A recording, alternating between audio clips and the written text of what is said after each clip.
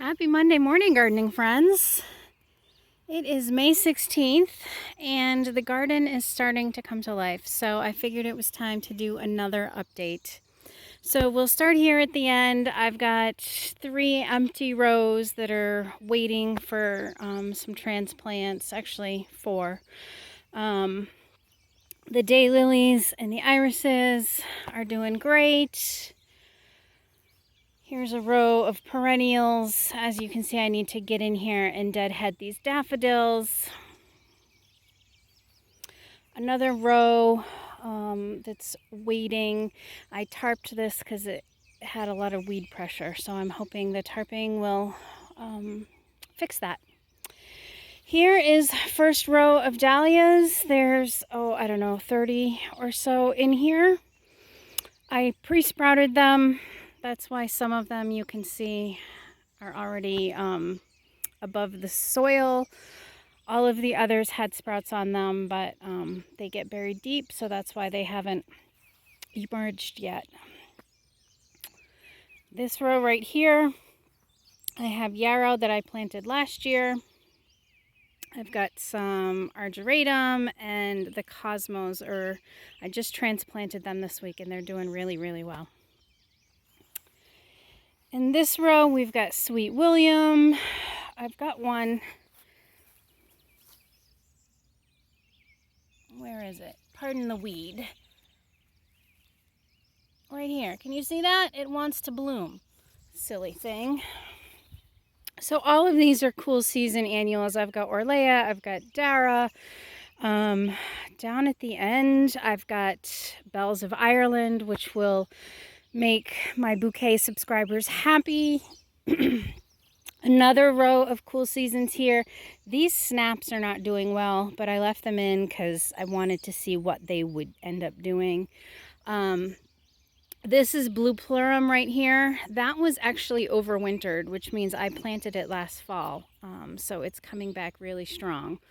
All mixed in there is a bunch of cilantro that reseeded itself. So it gets to stay. And then past that, I have more snapdragons.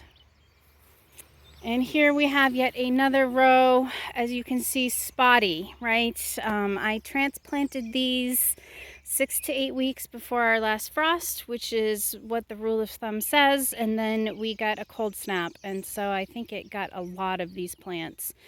But there's status here. I've got some straw flower in there.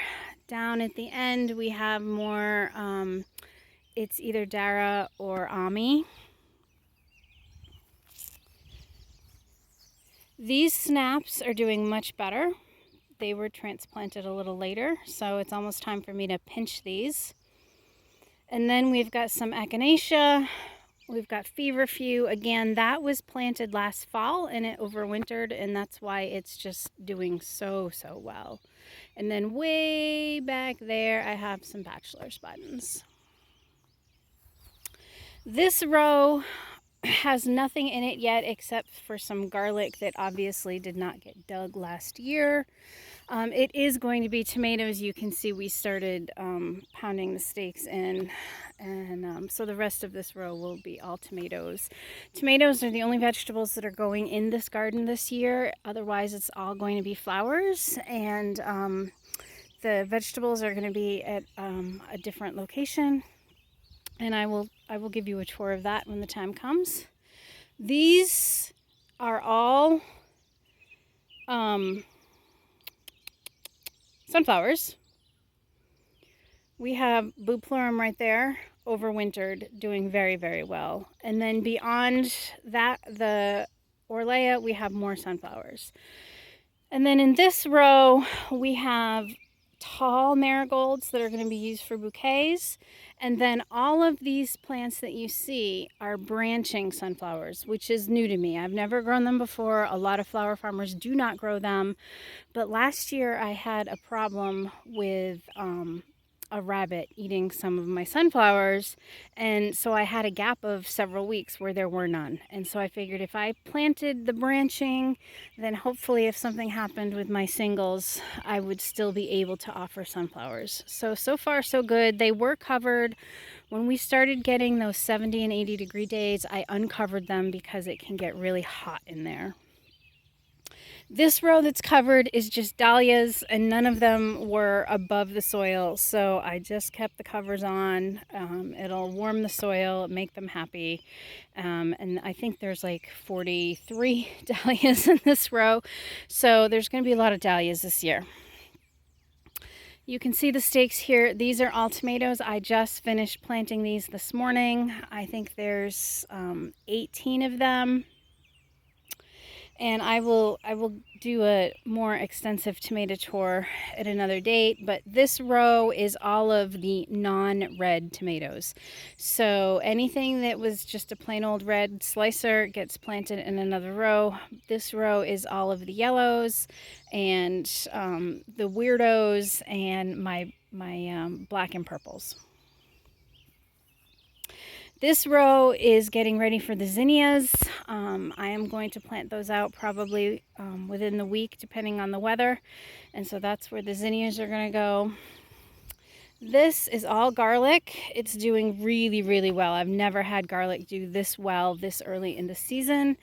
But I have been saving my own bulbs. This is the 4th year, so that they are well accustomed to our climate and our winters.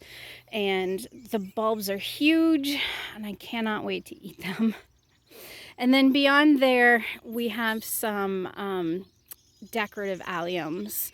Now, originally I planted those to go in bouquets, but I didn't know exactly when they would bloom, and they're obviously blooming way too early to put in bouquets. So what I'm going to do with those is dry them and then spray paint them and use them in bouquets later on. And then I have 2 rows of daffodils. You can see the last ones are just petering out. These daffs were so beautiful. Let me give you a close-up. Just so beautiful. And so I went through this morning and deadheaded these. These will stay until the foliage dies back, at which point I will cut it back, and then I will plant something here that is very shallow rooted. I do not want to disturb the bulbs of the daffs because they will come back every year, but I also need these 2 rows for planting. So something quick and shallow rooted will go in here. In this row, actually these 2 rows are all perennials. So again, more alliums down there.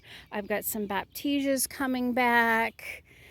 Just a little bit of everything, honestly. I raided the clearance bin at Lowe's a lot last year, and this is where all of those perennials went. I have a bunch of liatris, which are purple spiky flowers that will look great in bouquets. I have some orangium, which I'm looking forward to being able to use. They do not bloom in their first year, so I did not get any last year.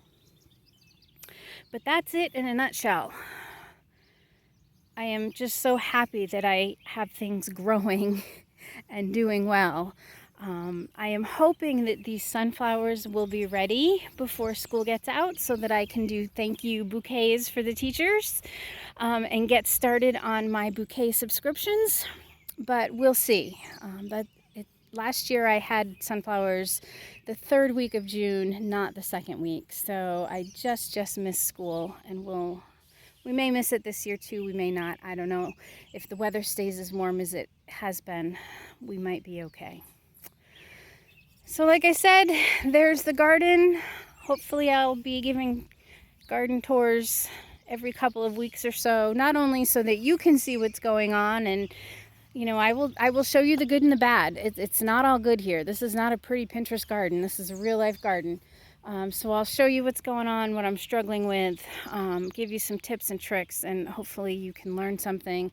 And at the same time, it's a record for me of what I planted where and how it was looking. So go get out and plant your tomatoes. We are well past frost, and it's safe to put them in unless you are of the camp that doesn't plant until after the full moon. I forgot to look when that was, but anyway, happy planting. Get those fingers dirty. Bye.